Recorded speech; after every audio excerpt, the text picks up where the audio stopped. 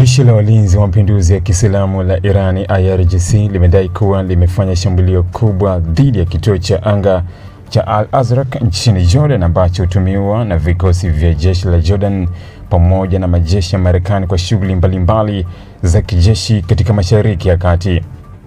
Katika taarifa iliyochapishwa kupitia akaunti zake rasmi za Telegram hii leo Alhamisi, Julai 30 mwaka 2026, IRGC ilisema operesheni hiyo ilisababisha vifo vya wanajeshi kadhaa wa Marekani na kuharibu ndege 3 za kivita za kisasa aina F-35, huku ndege nyingine 3 zikidaiwa kuharibika vibaya kutokana na mashambulizi hayo. Kwa mujibu wa taarifa ya IRGC, shambulio hilo lilikuwa sehemu ya operesheni ya kulipiza kisasi dhidi ya kile ambacho Iran imekuwa ikikiita uchokozi wa Marekani katika eneo la Mashariki ya Kati. Kundi hilo lilisema makombora na silaha nyingine za masafa marefu zilitumika kulenga moja kwa moja miundombinu ya kijeshi ndani ya kituo cha Al-Azraq, likidai kuwa mashambulizi hayo yalifanikiwa kupenya mifumo ya ulinzi wa anga na kusababisha uharibifu mkubwa kwa vifaa vya kijeshi na ndege zilizokuwa zimeegeshwa ndani ya kituo hicho. IRGC ilieleza kuwa mbali na kuharibiwa kwa ndege 3 za F-35, ndege nyingine 3 zilipata uharibifu mkubwa kiasi kwamba haziwezi kuendelea kutumika bila kufanyiwa matengenezo makubwa.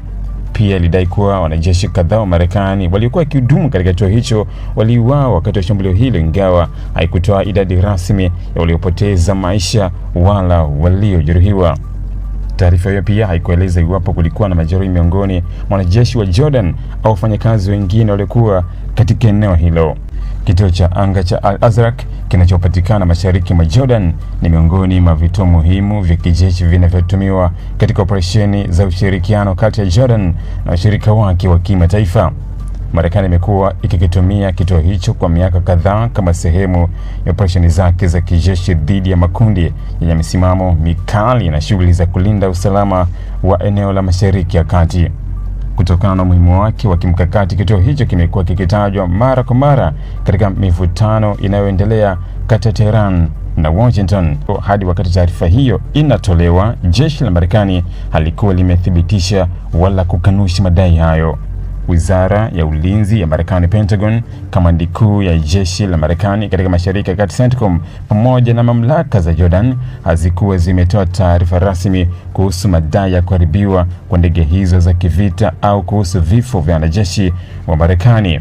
Ukimya huo umeacha maswali mengi kuhusu kilichotokea kwenye kituo hicho na kiwango halisi cha uharibifu uliodaiwa.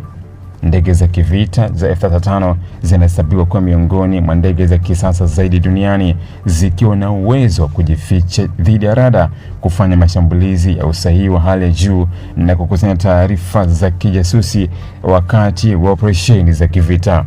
Madai haya yanakuja katika kipindi ambacho mvutano kati ya Iran na Marekani umeongezeka kwa kasi kufuatia mashambulizi ya pande zote mbili usiku wa kuamkia hii leo. Marekani imekuwa ikiendelea kushambulia malengo yanayodai yanahusishwa na jeshi la Iran, huku Iran ikijibu mashambulizi hayo kwa kulenga maslahi ya Marekani na washirika wake katika eneo la Mashariki ya Kati. Hali hiyo imeongeza hofu ya kuzuka kwa vita kubwa zaidi vinavyoweza kuyahusisha mataifa mengi ya kanda hiyo.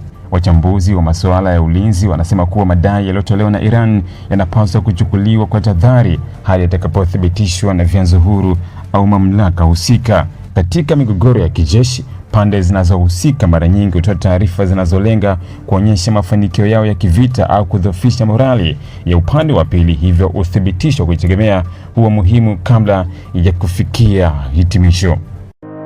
Ili kuwa mwanafamilia bora wa Global TV, usisahau kusubscribe, like, kushare na kucomment. Baada ya kusubscribe, bonyeza alama ya kengele ili kupata taarifa kwa kila video inayopanda Global TV Online.